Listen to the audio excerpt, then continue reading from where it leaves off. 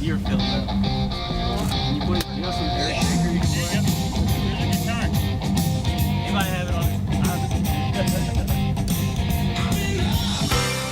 I'm Erick Baker, and I've lived in Tennessee my entire life. However, for the last decade, touring the world, I've only seen it passing by from a windshield. But finally, Tennessee is calling me back where I belong. There's a place you've never been that's right where you want to be. I want to rediscover how great my home state is, and I want you to come with me. Uncharted.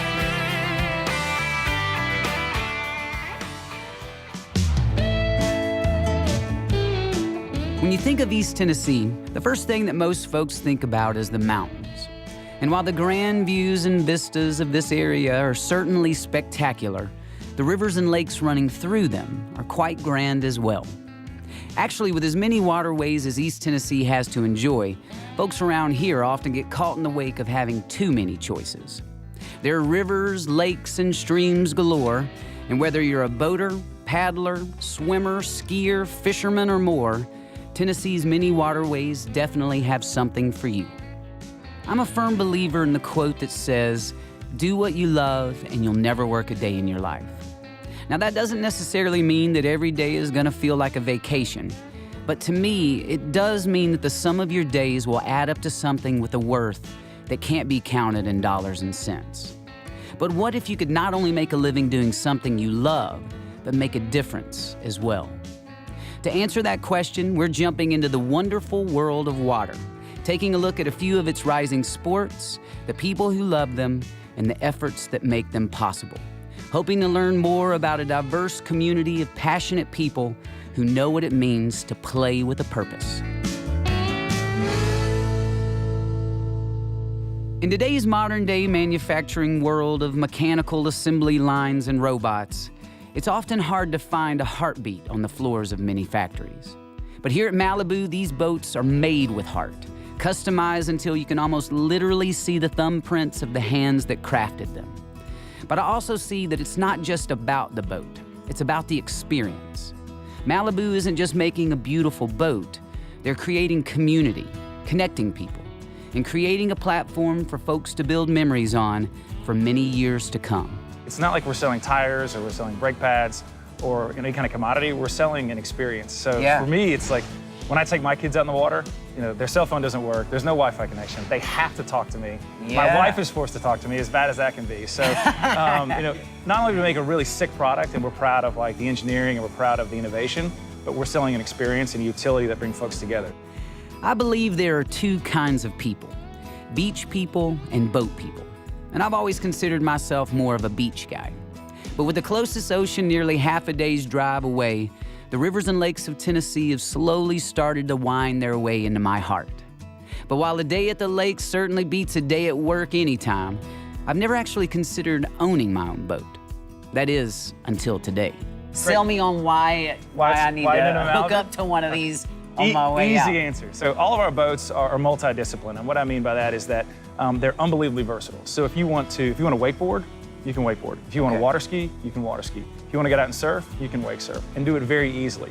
So all of our technology really is done at the touch of a switch at the dash. So it's unbelievably simple, and it kind of really maximizes that family time that you have as well. You know, we have a really impressive process where our engineering team works with our pro athlete team, and they're constantly getting feedback about the boats. What are the things that we can tweak? How can we make them perform better?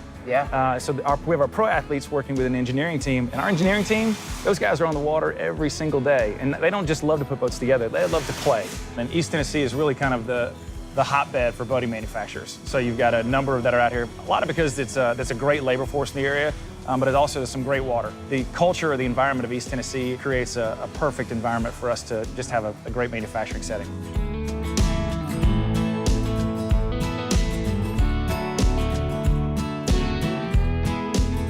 With that, the boys sent me off to the manufacturing line, seeing if I could earn my stripes and hold my own among that killer workforce they just described.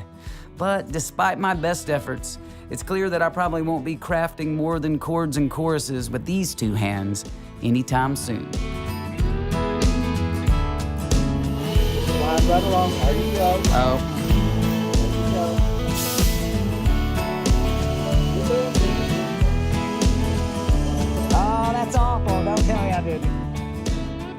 luckily, the folks at Malibu hadn't given up on me just yet. So despite my sinking sentiment at my short-lived striping career, they sent me outside to steer my mood in a better direction.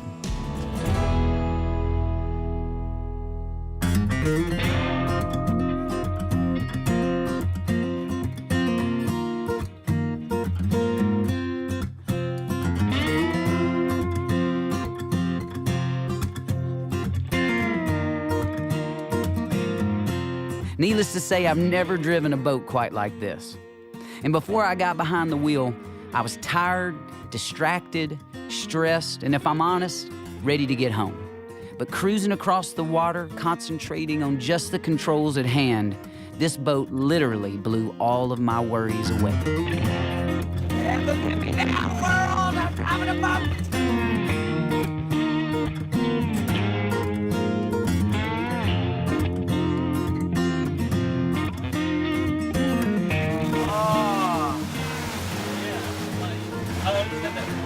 Man, I get it. Get it. I do. Truth is on the water. That's the truth. Man, thank you for that. No problem, dude. Awesome. Glad you got to come out. After getting a glimpse at one of Knoxville's water sport powerhouses, I gotta admit, my interest is really beginning to swell. Luckily, I'm going to hang out with another powerhouse raised on these very same waters. And from what I'm told, she's got a trick or 360 to pass my way. As the morning sun rises and moves its way across the water, boat life is beginning to look better and better. And after getting behind the wheel at Malibu, today I feel inspired to get behind the boat. I was raised on water skiing and tubing. So when I think of water sports, most of my memories are of water shooting up places it shouldn't. But today we're leaving the skis at home and taking a look at a new wave in water sports you may not know about. Meet 17-year-old Rhea Walker. Wakeboarding since age 4 and traveling the country competing in water sports since age 5, this is a girl who has truly been raised on the water. And she's one of the best female wake surfers in the world. That's right, folks, you heard me right, wake surfer. Today, the tides have turned all the way to Tennessee.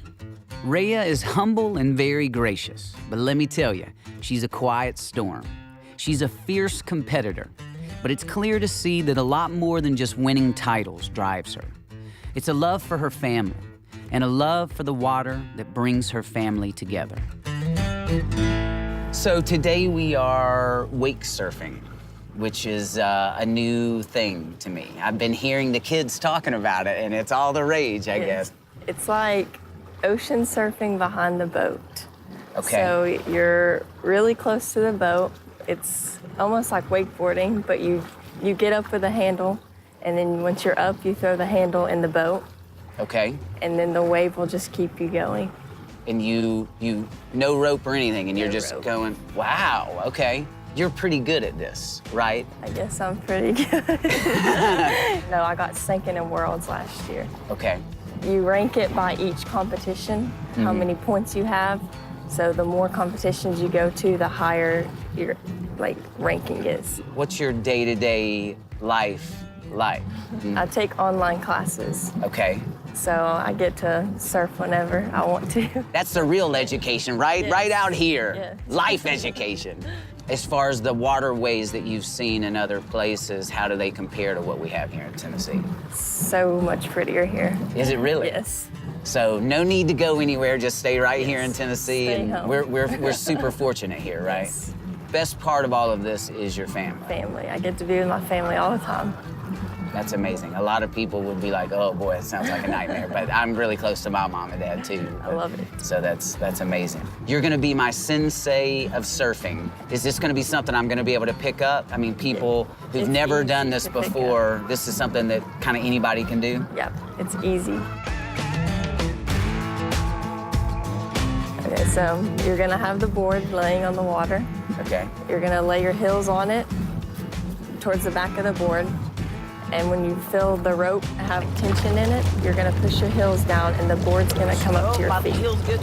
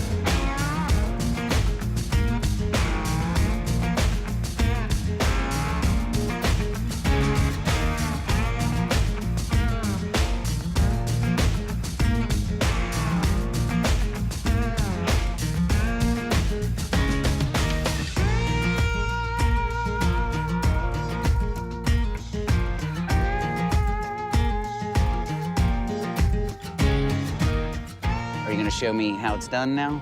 All right, we get to see the pro in action.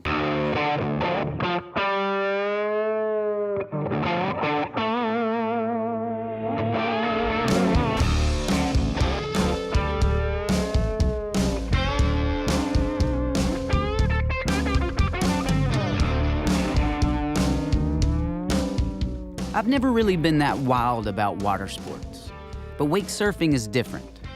It's one thing to be pulled around the lake all day by a rope, but another to be pushed by a wave. There's something that feels more natural about it, more directly connected to the water. And it's definitely a wave I can see myself riding for many years to come.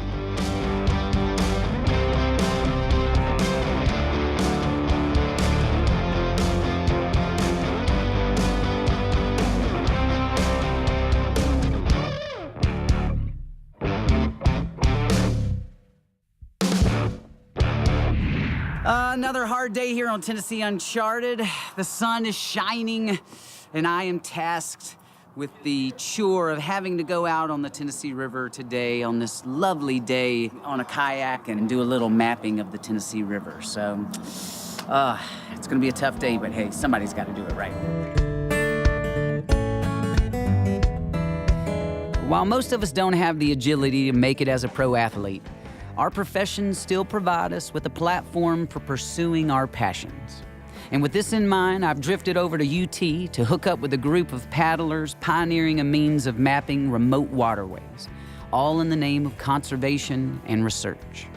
In a broad stroke, tell me what we're gonna be doing today.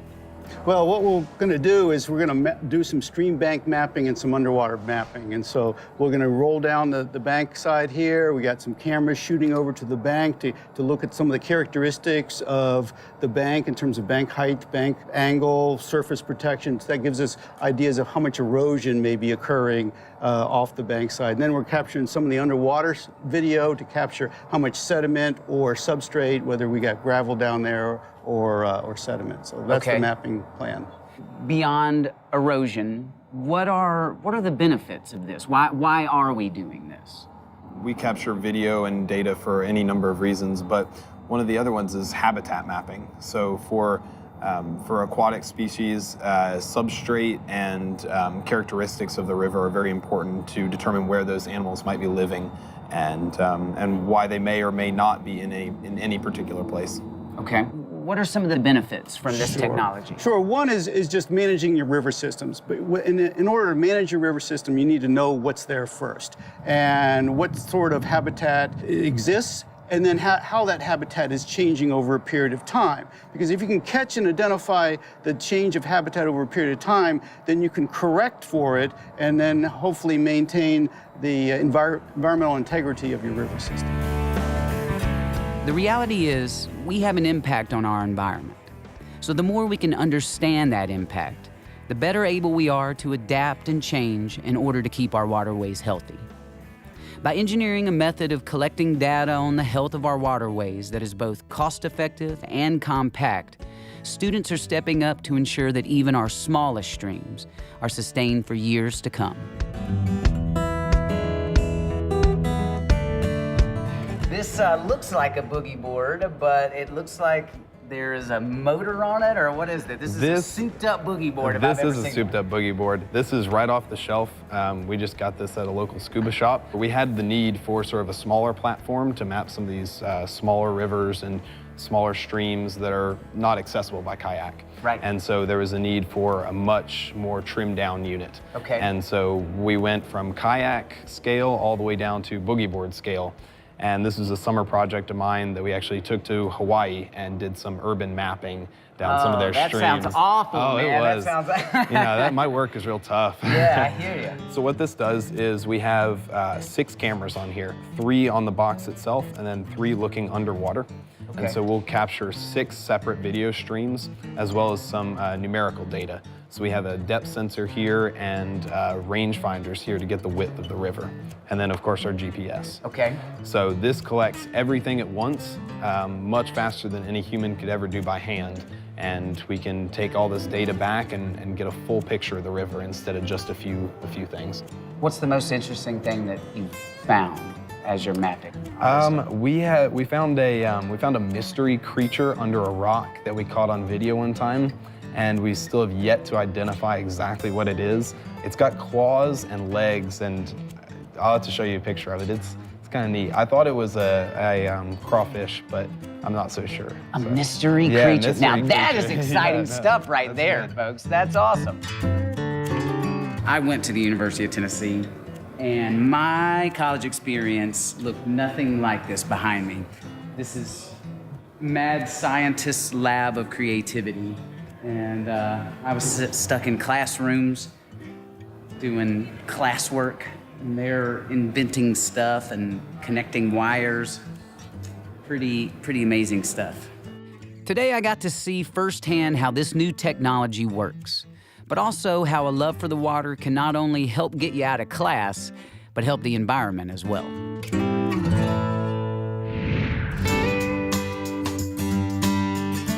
The truth of the matter is, the impact that we have on our environment creates far too many ripples for just one group of students to set right. Luckily, at a lake nearby, 2 state agencies are busy collaborating to engineer innovative approaches to managing our environment, effectively molding our state's reservoirs into better places to play. They've invited me to stop by and join in on all the action, promising that we'll have a real ball, or something along those lines. We're going to be molding reef balls today. Molding reef balls. That's a sentence I've never heard before. So what does that mean exactly? Okay, it's kind of like an item you'd see on a smaller scale in an aquarium. Okay. We're trying to do that on a large scale. We have tried for several years to get an artificial habitat project going. We've used everything from tire bundles to Christmas trees and then cutting natural trees to use for fish habitat, but we wanted something that would be cost-effective and have a long life. As East Tennessee reservoirs age, they slowly lose the natural woody debris that serves as refuge and spawning habitat for fish. Reef balls is part of a new process that's part of TWRA's Fish Attractor program, established to introduce artificial and natural structures back into these aging reservoirs. I got 2 words. Reef balls.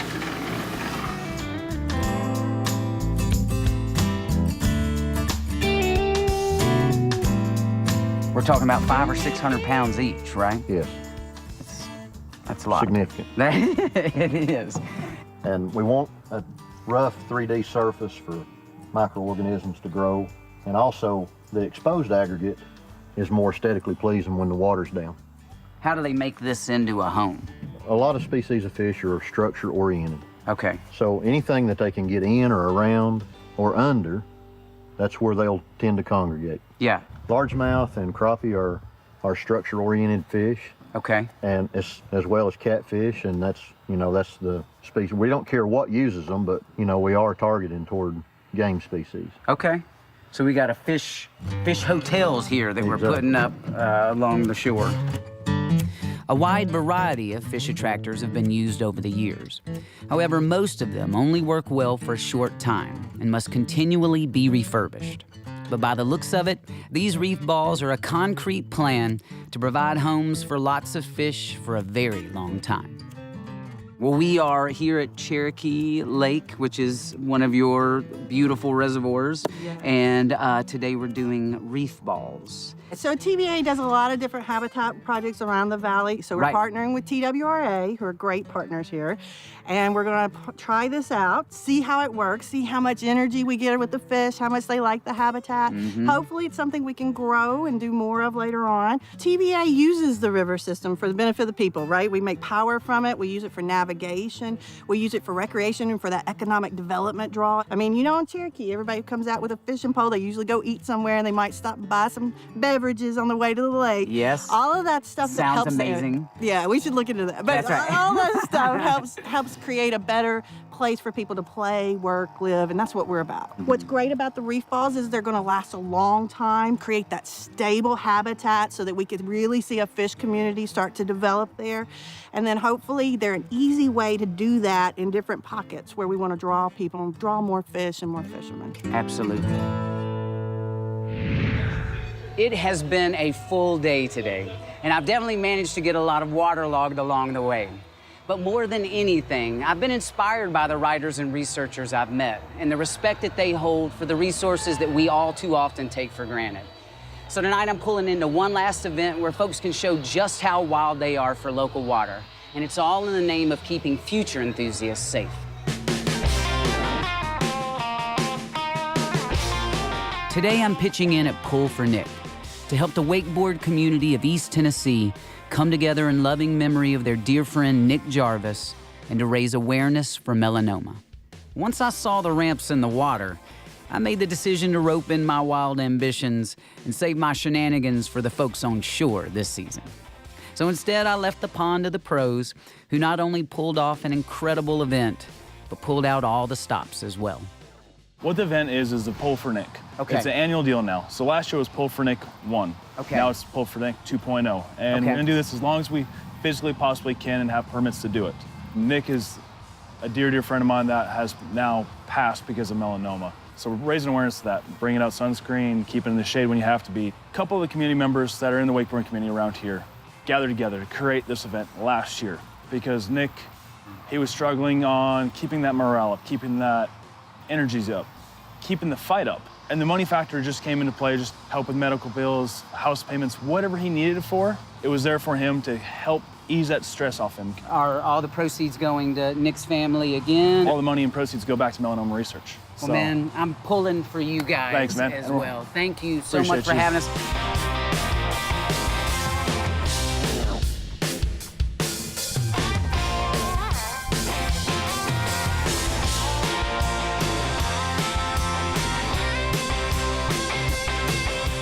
I mean, seeing all of these people here, what does that mean to you?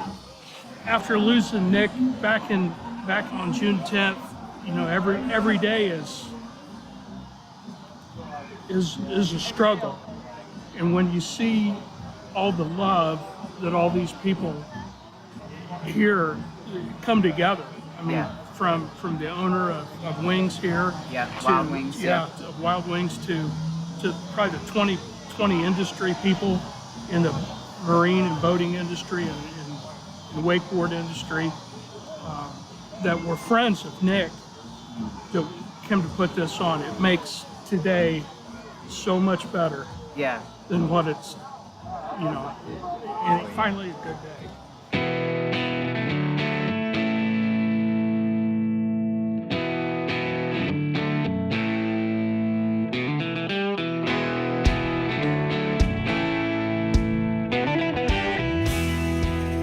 Today was an inspiration. This community rallied around the sport and the water that brought them together. Instead of focusing on the time that they won't have with Nick, today was about celebrating and being healed by the time that they did have. With the proceeds going to support Nick's family as well as melanoma research, today these wakeboarders were able to ride with a cause, giving back to a friend through a sport that has given them all so much.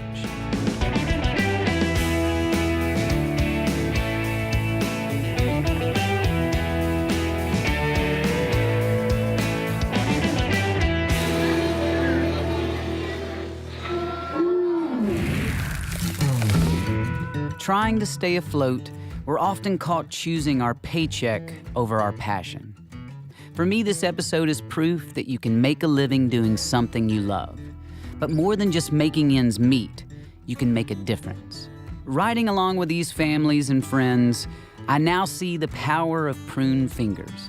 And what Life on the Water has shown me is that our passions truly can serve the world. Whether it's for family, remembrance, awareness, or health, there's just something beautiful about playing with a purpose. None of us know how many days we'll have out on the water, or when the last drop of life will finally fall. For me, the last few days have not only widened my view of the water, but washed away some of those skewed notions of how we're supposed to spend our time.